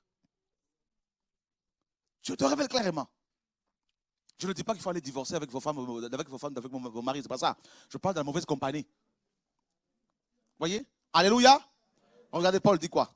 Quel rapport y a-t-il entre la lumière et les ténèbres? Allons voir ça. 2 Corinthiens chapitre 6. Regardez bien.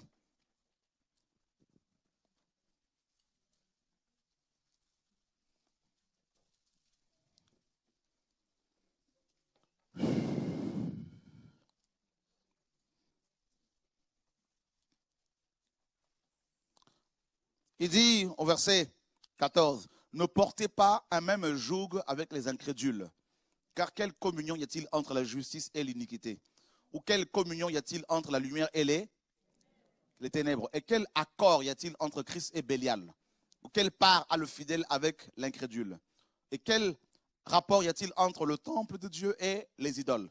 Car vous êtes le temple de Dieu vivant, selon ce que Dieu a dit. J'habiterai au milieu d'eux, j'y marcherai, je serai leur Dieu et ils seront mon peuple. C'est pourquoi sortez du milieu d'eux et séparez-vous. C'est un ordre, hein? Dit le Seigneur, mon peuple. Hein? Ne touchez à aucune chose souillée et je vous recevrai. Je serai pour vous un père et vous serez pour moi des fils et des filles, dit le Seigneur Tout-Puissant. Waouh! Donc Dieu a vu que les Corinthiens qui avaient reçu l'appel du Seigneur, qui s'étaient convertis, Dieu a vu qu'ils étaient encore mélangés. Il y avait la lumière et les ténèbres là-bas. Il y avait Bélial qui régnait à Corinthe, dans ces églises-là. Et Dieu dit maintenant, sortez. C'est au présent ici. Hein? Sortez. Séparez-vous. C'est fort. Hein? C'est fort. Et dans 1 Corinthiens, Paul dit 5, verset 9, voilà, il dit, je ne vous demande pas de vous séparer de manière absolue avec les inconvertis, parce qu'on les côtoie dans le monde. Hein? On n'est pas une secte. On les côtoie au travail, tout ça, à l'école, voilà. Mais il nous dit, ce que je vous dis, c'est de vous séparer d'avec quelqu'un qui se dit frère et qui est cupide, comme c'est le cas pour beaucoup de pasteurs, beaucoup de chrétiens, qui est idolâtre, qui est, n'est-ce pas, ivrogne, parce que Dieu n'aime pas l'hypocrisie. Alléluia. Les faux semblants. Jouer aux chrétiens. Hein? Comme vous avez pu voir le témoignage de cette jeune fille de 15 ans hier, violée 8 fois, sodomisée 8 fois par son pasteur. Voilà. Et sa maman, on lui dit, allons l'assemblée là-bas, c'est bien. Elle dit, elle ne voulait pas, mais allons quand même. Tout ça, elle a fini par y aller. Voilà, elle a été violée. Donc, la séparation. Dieu dit à Abraham, sors, il sort avec Lot. Dieu, à un moment donné, il voit qu'Abraham ne voyait pas, parce qu'il était voilé. Et dans Genèse 13, Dieu lui dit, sépare-toi. Et Abraham, il y avait des conflits entre les bergers des troupeaux de Lot et les bergers des troupeaux d'Abraham. Conflit, problème. Il y a des gens, Dieu ne veut pas qu'à l'intérieur de ta maison, il y ait la guerre. Parce que s'il y a la guerre chez toi, à l'intérieur, avec la guerre à l'extérieur, tu vas être détruit.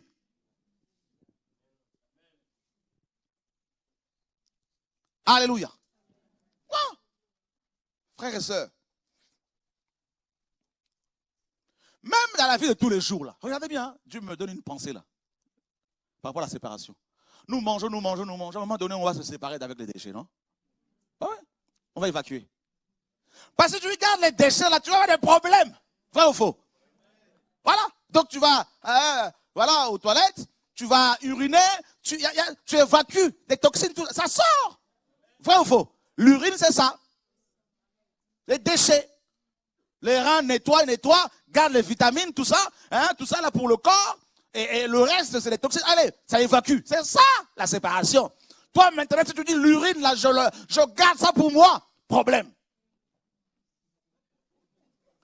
On acclame le Seigneur pour sa parole. Alléluia. Seigneur, sauve-moi. Regardez. Quelqu'un, quand on fait de la route, là, on prend la route, tout ça, et puis sur la route, hein, on sent qu'il faut sortir rapidement pour aller, n'est-ce pas, faire un petit besoin quelque part ou uriner. Regardez bien. Hein? Dépêche-toi, s'il te plaît. On commence à prendre des positions bizarres parce qu'on sent qu'il faut se séparer. Mais sur le plan spirituel, il y a des chrétiens qui sont comme ça, c'est livré. Hein, si tu regardes, là, tu vas être comme ça. Alléluia! Et Abraham et Lot, c'était pareil. Il faut évacuer. Sinon, tu auras le problème de vessie. Voilà. un moment donné, quand on a trop mangé, on sent que là, on va rendre. Vrai ou faux? Ceux qui ont déjà subi, ont déjà eu la gastro. Vous avez vu ce que ça fait? On avait mal au ventre avant. Mais une fois qu'on a vomi, on sent que ça va mieux. Vrai ou faux? Dis à ton voisin, il faut évacuer. C'est ça la séparation. Ah, mais tu dois vomir le péché là. Alléluia! Alléluia! Alléluia! Seigneur, merci.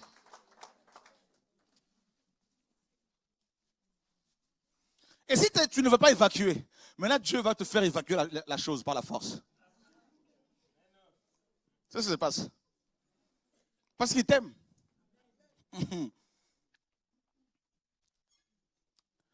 Là, tu étais le neveu d'Abraham, non? Neveu ou pas, Dieu n'est pas dans les sentiments. Là. Vous savez, pour séparer d'Abraham de Lot, vous savez ce que Dieu a fait? Dieu a permis les conflits entre les bergers. Guéguerre. Voilà. Et Dieu a pris le père d'Abraham, Térak, dont le nom signifie retard, pour ne pas retarder son fils, son appelé. Dieu l'enlève. Non, je te le dis. Séparation.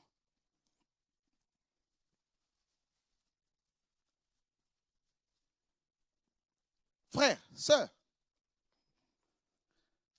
la séparation. Allons voir quelque chose dans le livre de Matthieu.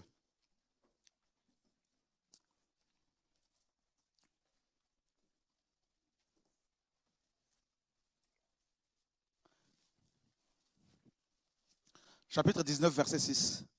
Là, c'est par rapport au couple. Hein. Dieu dit qu'il ne faut pas que l'homme sépare ce que Dieu a mis ensemble sous un joug. Hein. Séparer ici, c'est chorizo. Séparer, c'est mettre en morceaux. Diviser. D'accord? Diviser. Matthieu chapitre 19, verset 6. Vous notez simplement. Et on va lire Acte chapitre 18, verset 1er par contre. Acte 18, verset 1er.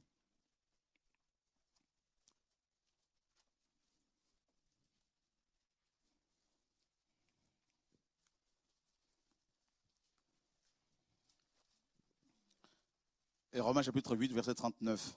Qui nous séparera de l'amour de Dieu? Vous voyez, non? Donc, qui peut nous mettre en morceaux par rapport à l'amour de Dieu? Personne.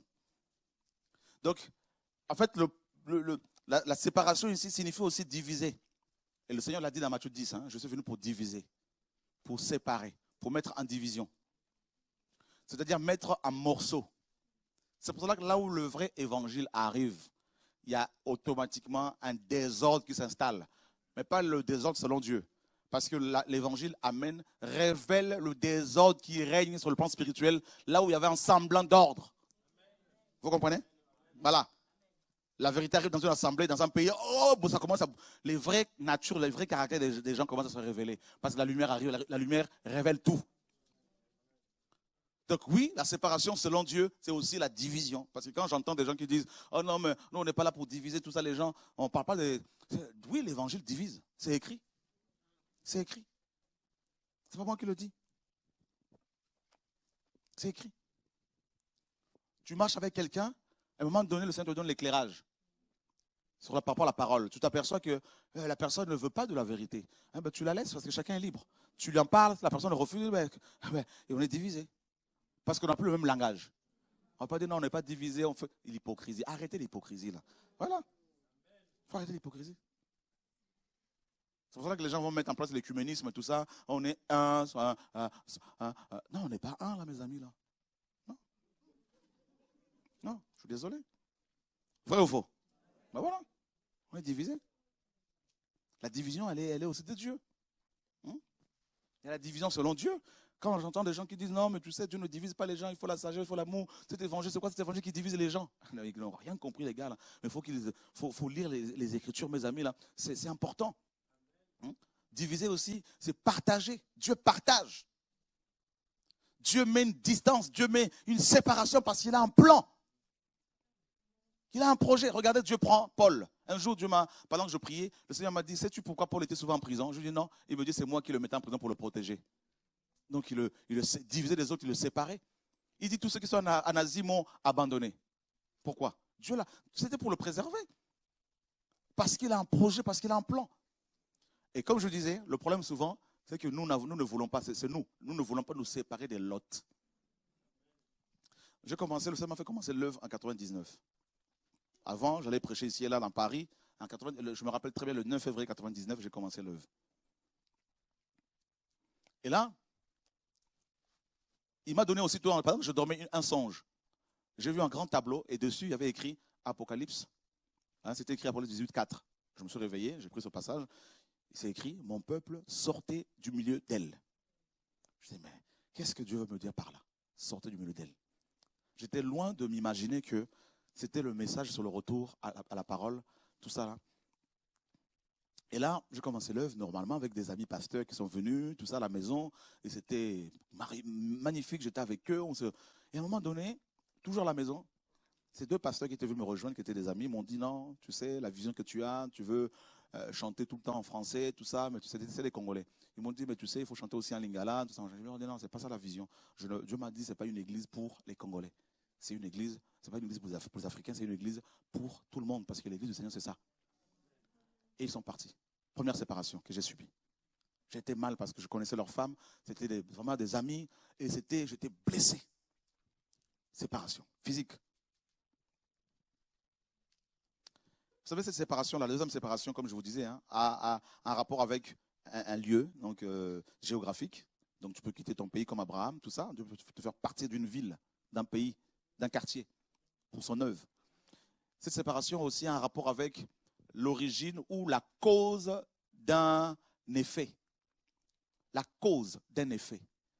C'est-à-dire, si Dieu voit que quelqu'un devient la cause de tes soucis et que ces soucis peuvent détruire l'œuvre qu'il a mis l'œuvre qu'il t'a confiée, et que si cette œuvre est détruite, c'est des millions de gens qui ne vont pas être touchés par l'évangile. Dieu voit ces âmes. Donc, cette personne, cet homme, cette femme devient la cause de ta maladie, de tes angoisses, la cause de tes murmures, la cause de tes mauvaises pensées. C'est ça aussi la séparation. Cette personne devient la cause de ton incrédulité. Tu ne médites plus la Bible comme avant. Parce que tu ne fais que penser à ce que la personne te fait subir. Tu ne peux plus jeûner comme avant. Tu ne peux plus te concentrer. Parce que tu passes ton temps à parler de la chose, de la personne.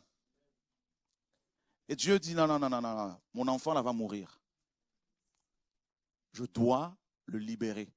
Parce que, admettons si le Seigneur a dit, par exemple, depuis l'éternité passée, qu'un jour, Pierre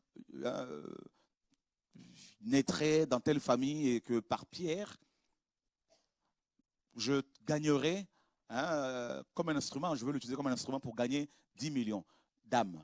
Et chacune de ces âmes va gagner 1 million. Imaginez un peu. Voilà. Donc maintenant, si Pierre est détruite, c'est toutes ces âmes-là qui sont détruites. Donc Dieu voit les générations futures.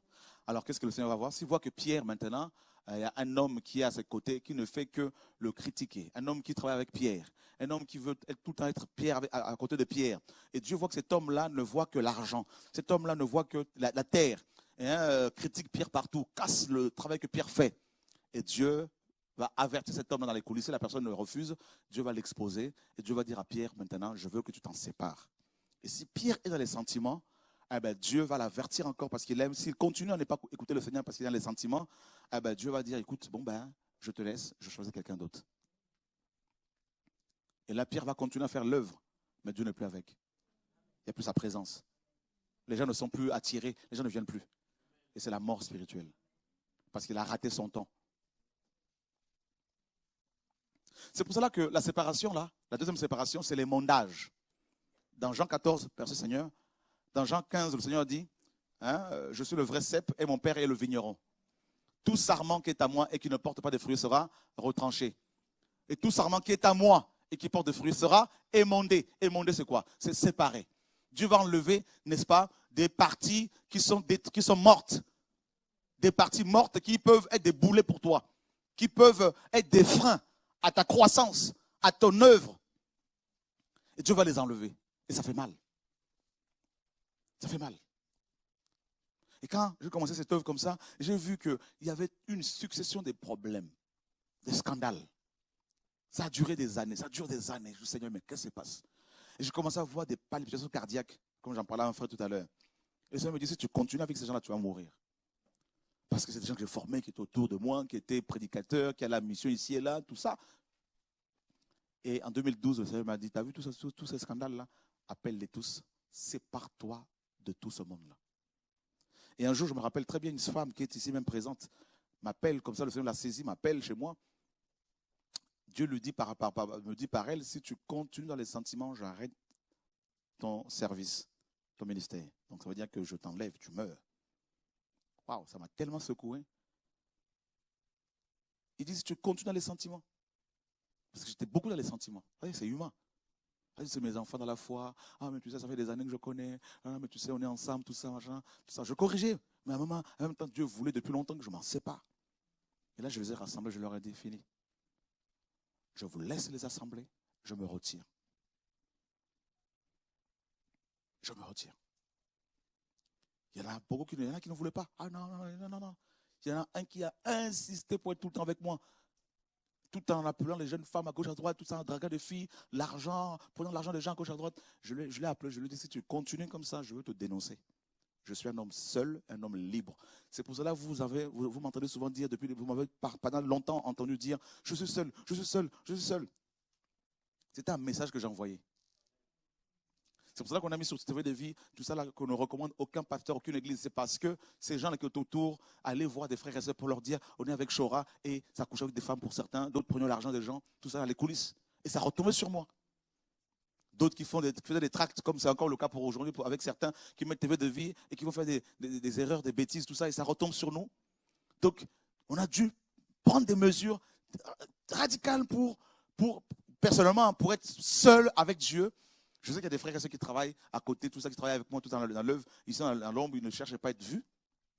Mais tous ces gens qui voulaient être vus, qui voulaient des postes, qui voulaient l'argent, qui voulaient à tout prix que, voyant cette onction qui attire des foules, tout ça, là, ils se disaient, bon, nous, on va se faire de l'argent derrière, on va vendre nos CD, nos livres, tout ça, là. Et le Seigneur m'a dit, sépare-toi. Voilà pourquoi il y a eu tous ces scandales-là. Une des raisons, c'était l'argent. Voilà. Mais il fallait laisser des gens avec lesquels j'ai marché pendant 10 ans, 15 ans, des gens que j'ai baptisés, formés. Dieu dit, tu vas mourir avec eux. Tu vas mourir avec eux. Et je me rappelle, il y a un des pasteurs un jour qui a détourné beaucoup d'argent un jour. J'ai eu une vision et j'ai vu un gros boa que je le tenais comme ça, là, je l'avais attrapé. Énorme. Je l'avais mis sur mes épaules comme ça, j'allais le jeter dans une maison et je lui disais, il y a des années que tu es avec moi et je ne savais pas que tu étais un serpent. Je l'ai jeté dans une maison, j'ai fermé la porte à clé. Il est sorti par un trou là, il est rentré dans une forêt et je me suis réveillé. Et je dis au frère, celui-là, il va repartir dans tout ce qu'il a vomi. Et c'est le cas aujourd'hui. Et après la séparation là, et avant le jour de la séparation, je leur ai dit, je fais un tableau là, je fais un arbre. Et je lui ai dit, vous voyez l'arbre là, c'est comme l'œuvre que le Seigneur nous a confiée. Les branches là, c'est vous tous là. Et vous êtes déjà coupés. Et vous allez repartir dans tout ce qui est photo, Photoshop, tout ça, dîmes, vous allez repartir dans tout ce qui est concert payant. Et c'est exactement ce qui se passe. La plupart d'entre eux, ils ont dépassé même les pasteurs qu'ils ont dénoncés ici. Et Dieu me dit, maintenant, tu vois, tout ce qu'il voulait t'imposer ici. C'est pour cela même depuis des années, je ne vais plus dans les mariages. Parce qu'il y a tellement de mélanges chez les chrétiens, là, les sentiments. Les gens sont dans la chair. Ils sont dans toutes sortes de... Le Seigneur m'a dit, tu vas voir, dans les mariages, c'est là que tu vas voir la manière dont les gens sont charnels, sont corrompus. Et je vous dis, des gens qui sont avec nous depuis des années. Et quand tu vois les nouveaux qui se convertissent là, je peux le témoigner parce que je vois, c'est des gens qui sont des nouveaux, qui se marient comme un frère là, qui se marie avec sa femme là, converti il n'y a même pas un an. Il a de l'argent, il gagne bien sa vie. Ils ont fait un mariage tellement simple. Tellement simple. Parce que nous sommes dans une génération où les gens qui meurent de faim. Jésus revient. Vous allez dépenser des millions, beaucoup d'argent pour vous glorifier. C'est votre liberté, il n'y a pas de problème. Mais dans ce cas-là, faites votre vie. Moi aussi, je fais avec le Seigneur. Chacun est libre. Voyez, mélanger, un mélange comme pas possible. Je dis bien, le Seigneur m'a dit, si tu restes avec tous ces gens-là, tu ne vas pas prêcher ce message-là. Tu vas finir de te compromettre, par t'adapter à tous ces gens-là, par te conformer à eux. C'est pour cela que ceux qui ont prêché le retour à la parole, la réforme des églises des cœurs, ont toujours été des solitaires, pour ne pas être pollués par l'entourage. Élie était seul, Jean-Baptiste était seul, Paul était seul, Pierre était seul, Jacques. C'est des gens qui ont marché comme ça, là, seuls. On dit bien Enoch marchait avec Dieu. On n'a pas dit Enoch marchait avec une foule avec lui à côté, non. On n'a pas dit Noé marchait avec plusieurs foules. Toujours, c'était des solitaires. Jérémie dit, moi pour t'obéir, je me suis tenu seul, solitaire. Je ne me suis pas assis dans l'assemblée des moqueurs. C'est écrit. Béni est l'homme qui ne marche pas sans le conseil des méchants, qui ne s'arrête pas sur la voie des pécheurs, qui ne s'assied pas dans la compagnie ou dans l'assemblée. Le mot exact, c'est l'assemblée des moqueurs. C'est écrit, c'est pas moi qui le dis. Vous voyez? Donc le problème de beaucoup de chrétiens, ils sont prédicateurs, ils peuvent chanter, ils connaissent la parole, ils parlent de Jésus-Christ qu'ils aiment, soi-disant tout ça là. Oui, il n'y a pas de problème. Mais quand on regarde sur le plan fonctionnel, sur le plan pratique, tout ça là, c'est beaucoup de mélange.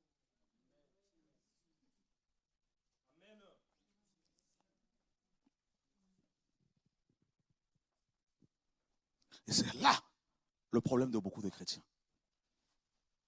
Beaucoup d'orgueil. Beaucoup de compromission. Trop compromis. Une génération de compromis. Une génération remplie de gens qui sont corrompus, n'est-ce pas? Qui sont putrescibles, qui sont manipulables, qui ne veulent pas prendre position véritable pour le Seigneur, pour la vérité. Et c'est là que ça coince. Depuis des années, comme ceux qui me connaissent, je ne vais plus dans les mariages. Regardez bien depuis des années. Hein. Parfois les mariages de ma propre famille. Je vais à la mairie, j'encourage, mais je dis aux frères et sœurs, je ne veux pas me retrouver avec des gens. Les inconvertis, on peut comprendre, parce qu'on n'est pas, dans l'absolu, on ne peut pas se couper avec eux. Donc, on n'est pas une secte dans le monde, on rencontre des gens. Parfois même, vous avez des gens qui ne croient pas en Jésus-Christ, qui sont athées, qui ont beaucoup plus de moralité que ceux qui se disent chrétiens. Je vous assure, hein. Vous allez voir souvent des mariages, il y a des mariages des païens qui ont plus de... C'est des gens qui sont simples. Paul dit, je crains que vous ne vous détourniez. Hein, à cause de la séduction, de la simplicité à l'égard de Christ. Comment quelqu'un qui se dit chrétien puisse dépenser 20 000 euros, 15 000 euros pour un mariage? Alors que vous avez à l'heure actuelle des gens qui n'ont pas à manger, même ici en France, des chrétiens, on voit des frères qui viennent, ils dorment dans leur voiture. Je ne dis pas qu'on va finir la misère du monde, mais je dis nous devons en tant que chrétiens vivre simplement pour aider les frères et sœurs. C'est l'orgueil, le m'as-tu vu, le moi qui s'exprime.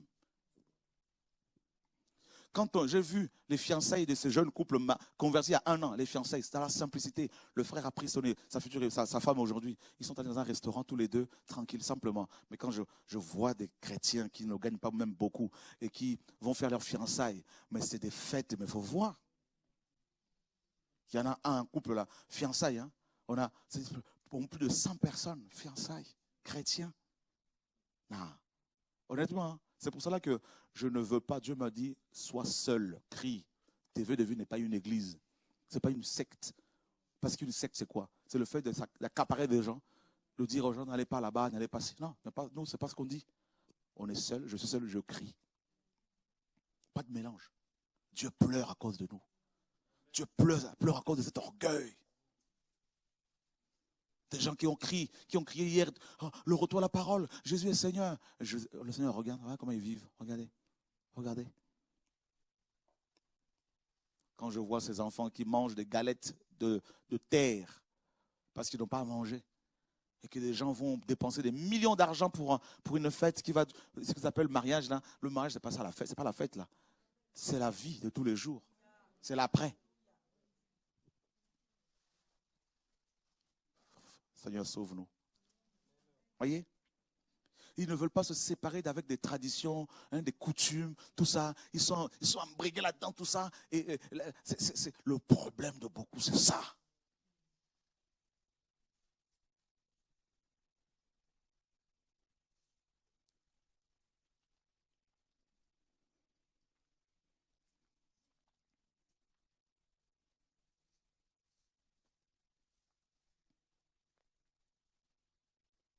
Tu es consacré, tu es dédié, tu es mis à part. Vous savez ce que je vous prêche là? Mon épouse peut témoigner, on s'est mariés.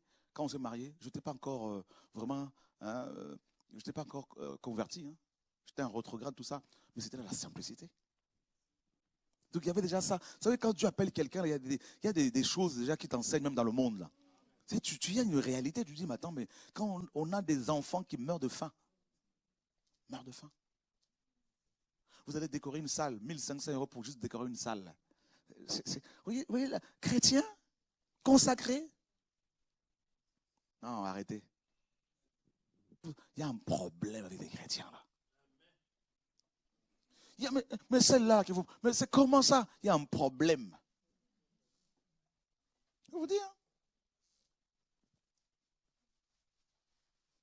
C'est pour cela que le Seigneur m'a dit, quitte les assemblées locales.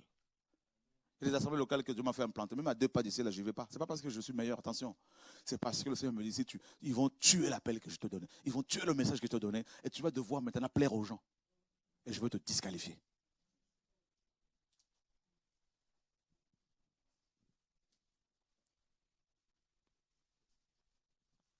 Vous voyez la pression? Beaucoup cèdent à cause de la pression. Je finis bientôt. La pression qui s'exerce sur eux, de l'entourage.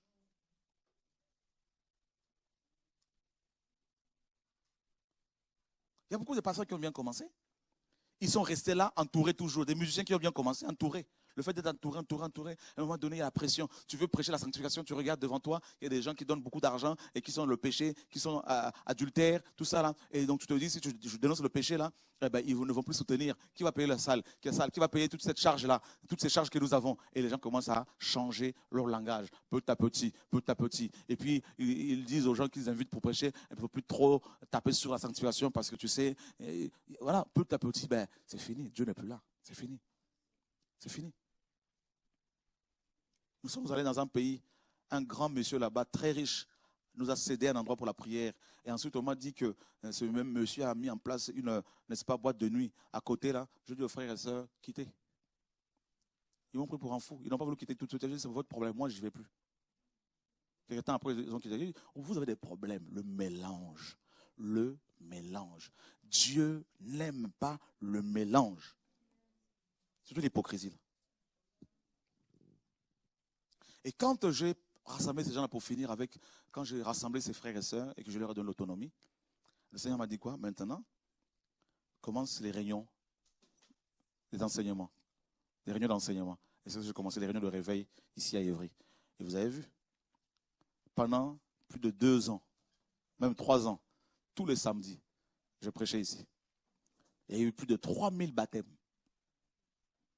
Des miracles qu'on n'avait jamais vus. Jamais vu. Des guérisons que je n'ai jamais expérimentées quand ces gens-là étaient là. Jamais. Les finances qui étaient bloquées.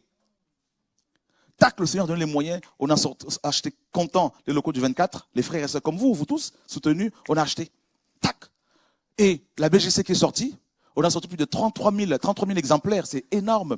Il y a même d'autres versions, là, ça ne sort pas comme ça. Au point où l'imprimeur finlandais, quand il vient en France, il nous demande. La dernière fois, il est venu. Et David a été le voir à Paris parce qu'il voulait tout prix nous voir parce qu'on est des bons clients.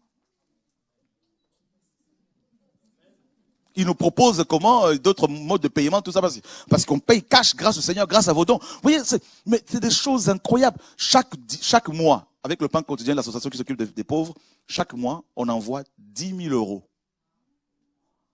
à nos différentes structures sociales, tout ça, aux Antilles, donc en Haïti, en Colombie, en Afrique, tout ça là, et partout. Dieu, les épiceries n'en parlent même pas.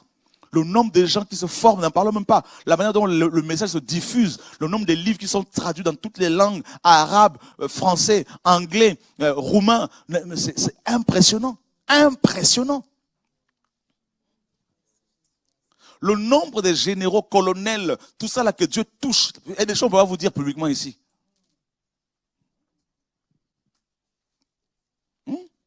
C'est impressionnant. Je regarde le Seigneur, mais comment ça se fait? Dieu dit, les fruits de la séparation. Parce que si tu es émondé, tu vas porter encore plus de fruits. Quelqu'un qui pouvait enseigner ici, non, moi je mettais l'équilibre là-bas, maintenant je pars, Didasco c'est fini. Regardez Didasco aujourd'hui. Il y a jamais eu autant d'élèves à Didasco. Et Dieu dit maintenant, après cette séparation, tout ça là, parce que c'est moi qui t'ai mis à part, ces gens sont venus, tu les as formés, mais ils ont voulu casser la vision. Regarde, je donne les moyens pour acheter maintenant le bâtiment du 26. L'assemblée se battait, le Seigneur donne les moyens. Aujourd'hui, vous savez quoi? On doit signer le 30 septembre. Et, vous savez quoi? On a David. David, tu peux venir s'il te plaît? Aujourd'hui, à l'heure actuelle, on a 201 000 euros. Alléluia. Grâce à Jésus, frères et sœurs. Waouh. Il reste combien? Il ne reste que 22 000 euros quelques poussières. C'est rien ça. Donc, ça veut dire que tout ce bâtiment-là, c'est déjà à nous, pour vous, pour la formation de Didasco. Alléluia. Pour des réunions de réveil, pour les frères et sœurs, c'est pour vous. Seigneur Jésus-Christ de Nazareth. Ça, c'est le 3e bâtiment que Dieu nous fait acheter cash. Donc, il y a un héritage qui va rester. C'est ça. C'est Dieu sépare. Et quand il sépare, il enlève les mauvaises herbes. Les gens maintenant vont faire des associations pour dire que c'est fini là-bas, c'est arrêté, c'est fini. Et le Seigneur dit, ah bon? Mais au contraire, c'est vous qui bloquez le travail.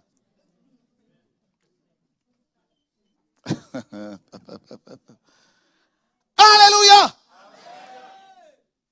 Donc il y a des séparations qui sont indispensables, qui sont vitales. Ne pleure pas parce que ton meilleur ami t'a abandonné. Ne pleure pas parce que tu te sens mal.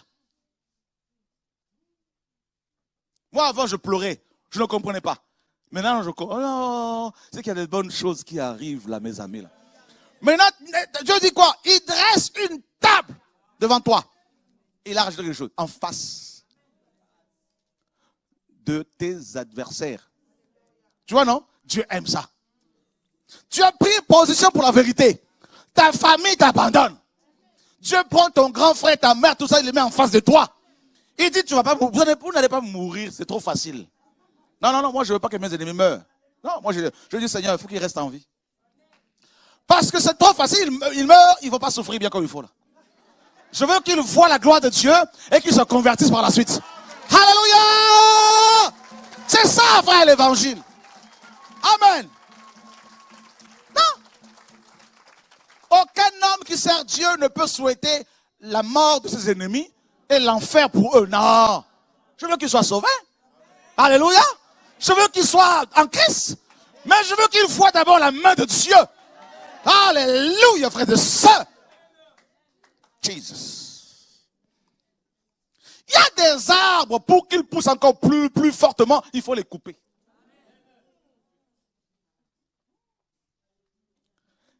On parle du rejeton, Yeshua. On dit Jésus est le germe. La germination, la résurrection.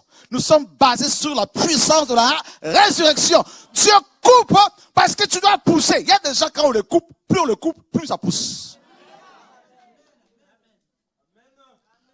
Donc accepte les coupures, accepte les montages, accepte les séparations, accepte les divisions, accepte les pleurs, accepte les combats, accepte les critiques. Jesus Christ. Accepte que les gens te traitent de tous les noms. De menteurs, d'hypocrites, de faux chrétiens. Accepte ces choses-là, que les gens se mettent ensemble. C'est Dieu qui les réunit. C'est le Dieu qui les met ensemble contre toi. Parce qu'il y a une onction sur toi. Il y a l'onction sur toi et cette onction provoque la colère de l'ennemi. Cette onction provoque, alléluia. Vous savez, les gens, ils vont s'appeler entre eux juste pour te critiquer. Ça veut dire que tu es important. Ça veut dire que Dieu t'a mis à part. Oh, alléluia. Jesus Christ. Jesus. Je veux dire à une femme ici qui pleure, à une femme à qui Dieu a donné une vision, un songe, à un homme à qui Dieu a donné une prophétie. Je veux dire à quelqu'un avec qui Dieu a fait une alliance. Quelqu'un qui a fait un vœu à Dieu. Je veux te dire aujourd'hui au nom de Yeshua. Alléluia. Alléluia. Cet homme qui est parti là, ma soeur là, c'est pour ton bien. Cette femme qui est partie là, c'est pour ton bien. Cette famille qui te délaisse là, tout ça là, c'est pour ton bien. Alléluia. Parce que Dieu t'a mis à part, il t'a caché, il est en train de te laver, te nettoyer. Il est en train, alléluia, de te sanctifier.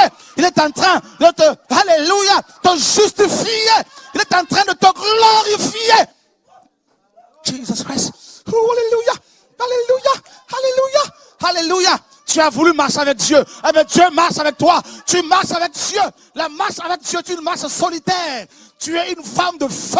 Tu es une femme de prière. Une femme consacrée, mise à part. Jesus. Les gens ne te comprennent pas. Ne cherche pas à être comprise. Ma fille, personne ne te comprendra pour l'instant. Parce que tu es une femme spirituelle. Tu es une femme que je sanctifie. Jesus Christ. Tu es un homme que je choisis. Alléluia. Oh, alléluia. Mon feu est sur toi. Ma gloire sera sur toi. Ma gloire te précédera. Jesus. Le feu du réveil. La gloire de Yahweh. Alléluia. Tu as un appel pour libérer les gens, pour libérer les captifs, pour libérer les prisonniers. Jesus. Jesus. Tu es souvent hospitalisé. Dieu t'amène là-bas parce qu'il te prépare, il te sépare.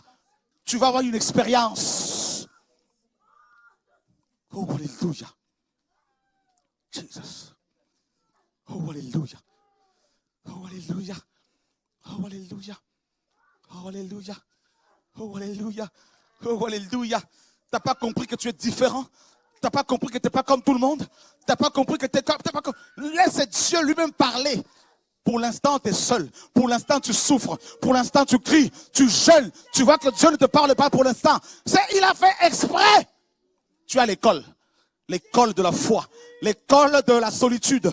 L'école de la séparation. Alléluia, comme Joseph. L'école, il t'a mis à part. Il t'a amené dans un pays, dans un désert. Il est en train de façonner ton caractère. Ton caractère d'homme de Dieu. Ton caractère de... Oh, alléluia. Oh, alléluia. Tu veux que Christ se révèle à toi? Eh bien, Christ, c'est dans le désert qu'il se révèle.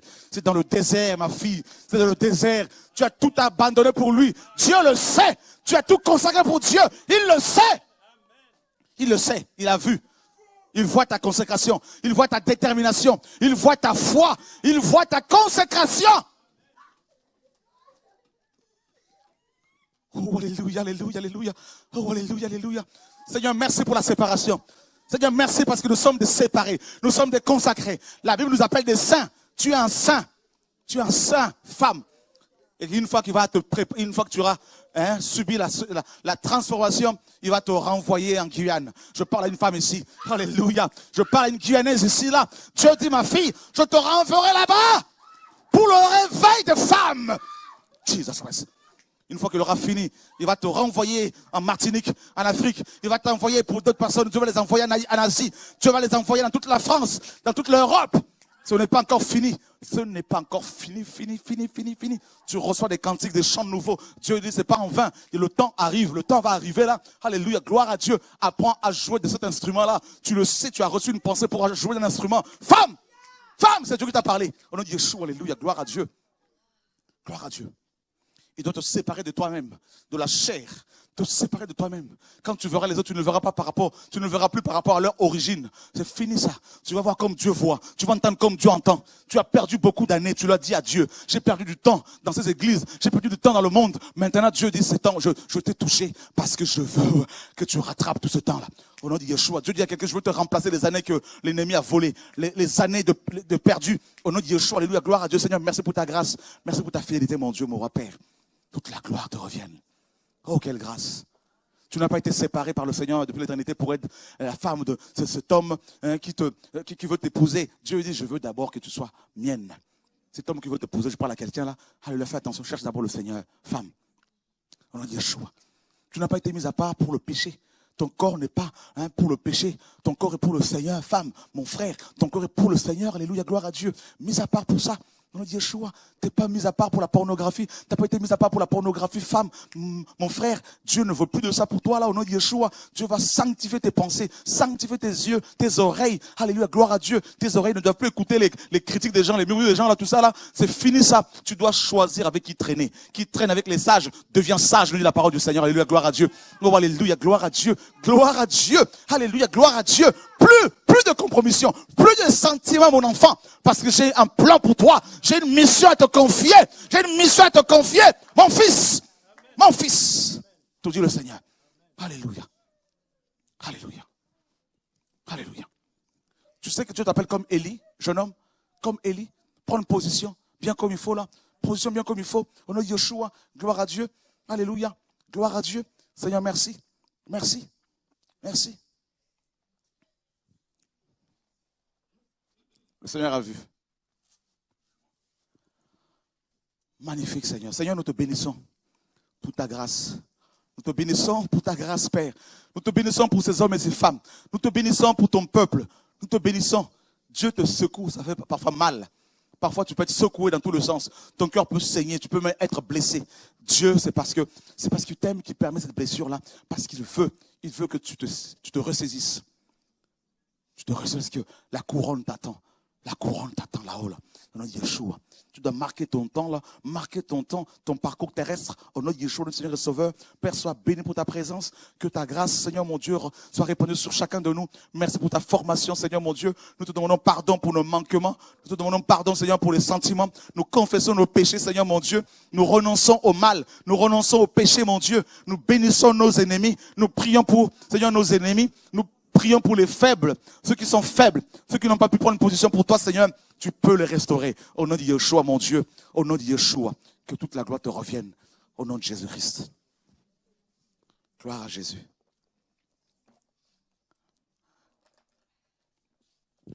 Amen. Voilà, on a fini, gloire à Dieu. Donc, demain, on commencera par des questions-réponses. Ouais, on acclame le Seigneur, pas nous là, c'est le Seigneur qu'on acclame. Voilà.